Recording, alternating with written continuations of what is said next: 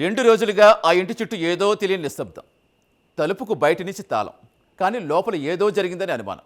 ఎవ్వరికీ అర్థం కాని ఒక వింత సంకేతం, ఎవ్వరూ ఊహించని ఒక భయంకర నిజానికి దారితీస్తుంది. ఒక్కో ఆధారం బయటపడుతున్న కొద్దీ ఈ కేసు మరింత ఉత్కంఠగా మారిపోయింది. ఇది క్షణికావేశంలో జరిగిన నేరమా, లేక ముందే పక్కా ప్రణాళికతో అమలు చేసిన క్రైమా? నేరం తర్వాత కనిపించిన ప్రతి ఆనవాలు ఈ కేసును మరింత మిస్టరీగా మార్చేస్తాయి. ఇంతకీ నేరం వెనుక అసలు ఉద్దేశం ఏంటి? ఆధారాలు చివరికి ఎవరిని చూపించబోతున్నాయి? ఈ కేసు వెనుక దాగి ఉన్న పూర్తి నిజాలేంటి?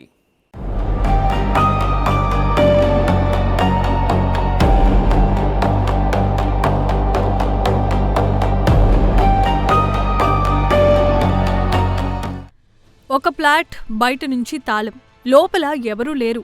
కానీ 2 రోజులుగా చుట్టుపక్కల వారిని వెంటాడుతున్న భరించలేని దుర్వాసన. మొదట అది చనిపోయిన ఎలుక అని అనుకున్నారు, తర్వాత చెత్త సమస్య అనుకున్నారు. కానీ ఆ వాసన వెనుక దాగి ఉన్న నిజం మాత్రం ఊహకు అందనిది. బాత్రూంలో ఒక డ్రమ్, ఆ డ్రమ్ములో ఒక సంచి, ఆ సంచిలో ముక్కలుగా చేసిన ఒక యువకుడి మృతదేహం. అంతేకాదు, ఆ డ్రమ్ము పక్కనే గంటల తరబడి ఆగకుండా పారుతున్న నీటి ట్యాప్. ఒక హత్య, ఆధారాలు చెరిపేయాలనుకునే ప్రయత్నం, ఆ తర్వాత అదృశ్యమైపోయిన ప్రేయసి. మహారాష్ట్రలో వెలుగులోనికొచ్చిన ఈ కేసు ఇప్పుడు దేశవ్యాప్తంగా సంచలనంగా మారింది.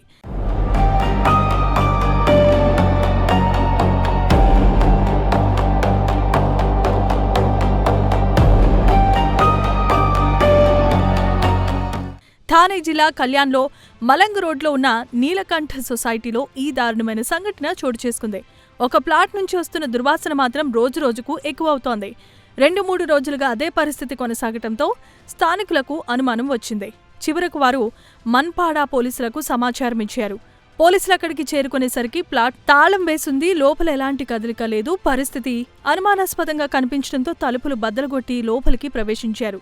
మొదటి చూపులో పెద్దగా ఏం కనిపించలేదు, కానీ బాత్రూంలో ఉన్న పెద్ద డ్రమ్ దర్యాప్తు అధికారుల దృష్టిని ఆకర్షించింది. డ్రమ్మును తెరిచి చూడగా అందులో ఒక పెద్ద సంచి కనిపించింది. ఆ సంచిని తెరవగానే అక్కడ దృశ్యం చూసి పోలీసులే షాక్కి గురయ్యారు. తీవ్రంగా కుళ్ళిపోయిన ఒక యువకుడి మృతదేహాన్ని ముక్కలుగా చేసి ఆ సంచిలో నింపి డ్రమ్ములో దాచినట్లు గుర్తించారు.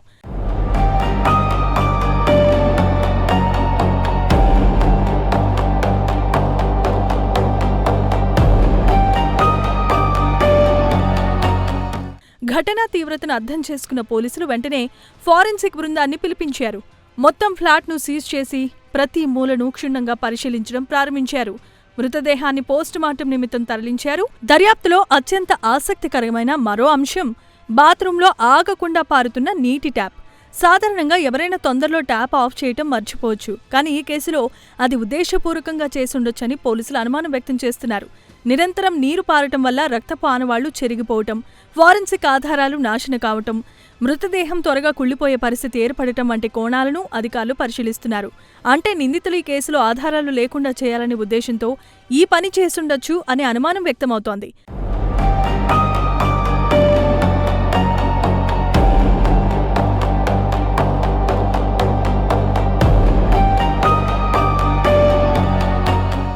ప్రాథమిక దర్యాప్తులో మరో కీలకమైన విషయం కూడా వెలుగులోనికొచ్చింది. ఈ హత్య వెనుక మృతుడి ప్రేయసి ఉండొచ్చని పోలీసులు అనుమానం వ్యక్తం చేస్తున్నారు. ఘటన తర్వాత ఆమె కనిపించకుండా పోవటం, కలకత్తాకు వెళ్లినట్టు ప్రాథమిక సమాచారం లభించడం కేసును మరింత మిస్టరీగా మార్చింది. ఆమె కోసం ప్రత్యేక పోలీసు బృందాన్ని కోల్కతాకు పంపించినట్లు అధికారులు తెలిపారు. దర్యాప్తులో లభించిన మరో కీలకమైన సమాచారం కేసుకు కొత్త మలుపును తీసుకొచ్చింది. ఫ్లాట్ యజమానికి ఒక వాయిస్ మెసేజ్ వెళ్లినట్లు పోలీసులు గుర్తించారు. ఆ మెసేజ్లో బాత్రూంలో మృతదేహం ఉంది, ట్యాప్ తెరిచే ఉందని చెప్పినట్లు దర్యాప్తు అధికారులు గుర్తించారు. అదే సమాచారం కేసు బయటపడటానికి కీలకంగా మారింది.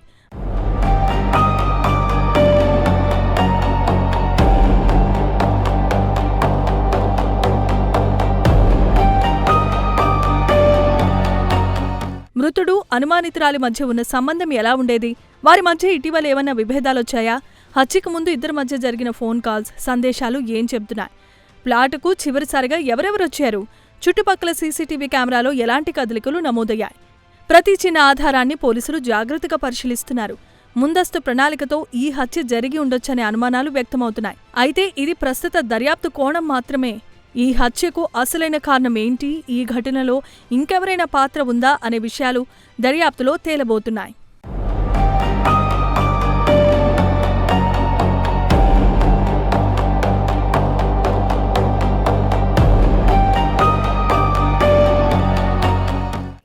ఒకప్పుడు నేరం దాచిపెట్టేందుకు తలుపుకు తాళం వేస్తే సరిపోతుందని అనుకునేవారు. ఇప్పుడు మాత్రం ఆధారాలు చెరిపేసేందుకు కొత్త కొత్త మార్గాలు వెతుకుతున్నారు. కానీ ఎంత తెలివిగా ప్లాన్ చేసినా, ఎంత జాగ్రత్తగా ఆనవాళ్లు చెరిపేయాలని ప్రయత్నించినా నిజం ఎప్పటికైనా బయటపడుతుంది. ఎందుకంటే నేరం చేసిన వ్యక్తి ఏదో ఒక ఆధారం వదిలేస్తాడు. చట్టం వద్దే అదే ఆధారం పట్టుకుని నిజాన్ని వెలికి తీస్తుంది. మన చుట్టూ ఏదైనా అసాధారణం కనిపించినా, ఎక్కడైనా అనుమానాస్పద పరిస్థితి గమనించినా వాటిని చిన్న విషయంగా తీసుకోవద్దు. ఒక చిన్న సమాచారం, ఒక చిన్న అప్రమత్తత ఒక ప్రాణానికి న్యాయం జరిగేలా చేయొచ్చు. నేరస్తులు ఎంత మారినా సమాజం అప్రమత్తంగా ఉంటే నేరాలకు చోటు తగ్గుతుంది. అదే భద్రమైన సమాజానికి మొదటి అడుగు.